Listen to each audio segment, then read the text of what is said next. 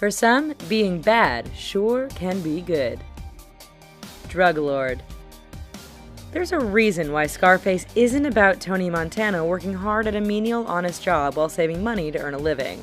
Nope, he was a charismatic, explosive drug kingpin that lived an impossibly swank lifestyle. Although the movie is fictitious, it isn't a far cry from the life of some of the world's most prominent drug lords. Colombian cocaine trafficking boss Pablo Escobar reportedly spends $2,500 a month on the rubber bands used to wrap his endless stacks of cash, while Bolivia's Roberto Suarez Gomez once offered to pay off his country's $3.8 billion national debt in exchange for the release from DEA custody of one of his sons. Hacking.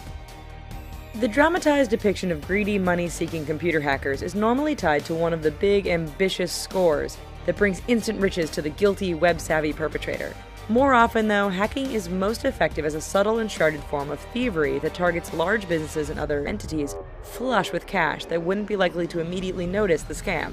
In 2008, for instance, hackers within the Russian mob stole over $9 million from ATM machines all over the world by cloning debit cards and increasing their withdrawal limits, thereby enabling them to withdraw massive sums without drawing much attention.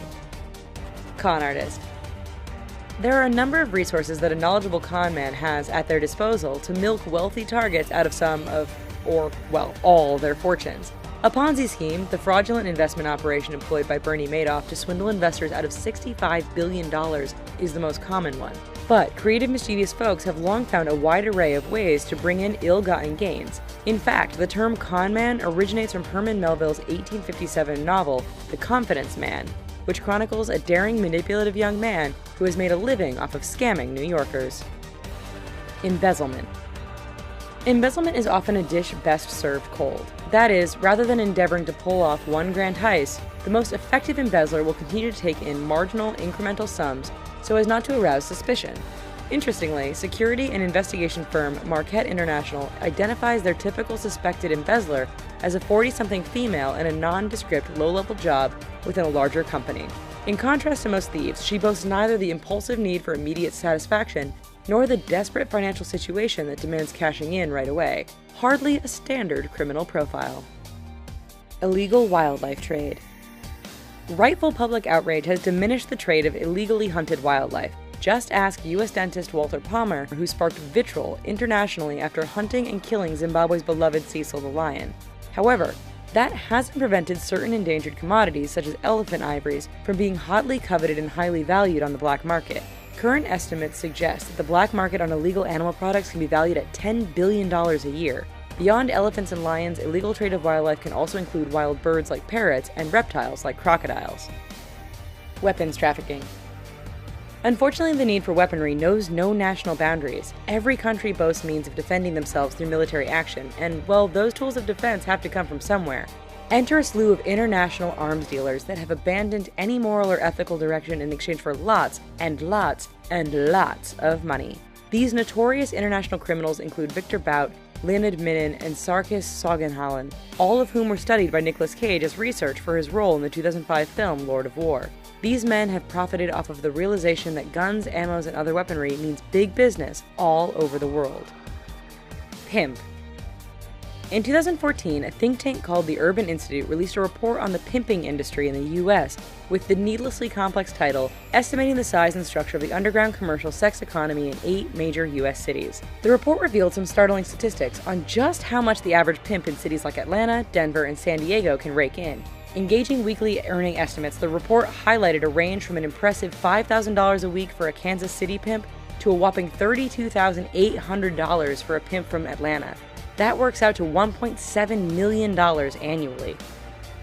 Ticket scalping. Through secondary ticket websites like StubHub, anyone with an IP address can now make money by reselling tickets to hot events for profit. You'd think that would severely cut into the net gains of professional scalpers, but even this once exclusive illegal industry continues to thrive amidst added online competition. As long as there are coveted concerts and sporting events for which customers are willing to pay top dollar, there will be those with advanced access to tickets through their network of associates that will happily sell. On the right night, a scalper can come away with thousands of dollars in tickets sold. Counterfeiting. One of the toughest crimes to crack down on, Some estimates suggest that the practice of counterfeiting can be worth as much as $250 billion annually. That may seem rather steep until you consider how widespread the worldwide counterfeiting network reaches, with a particularly strong presence in China, Russia, Taiwan, and India. Unsurprisingly, given its strength and status as a globally relevant currency, the US dollar is the most widely forged currency in the world.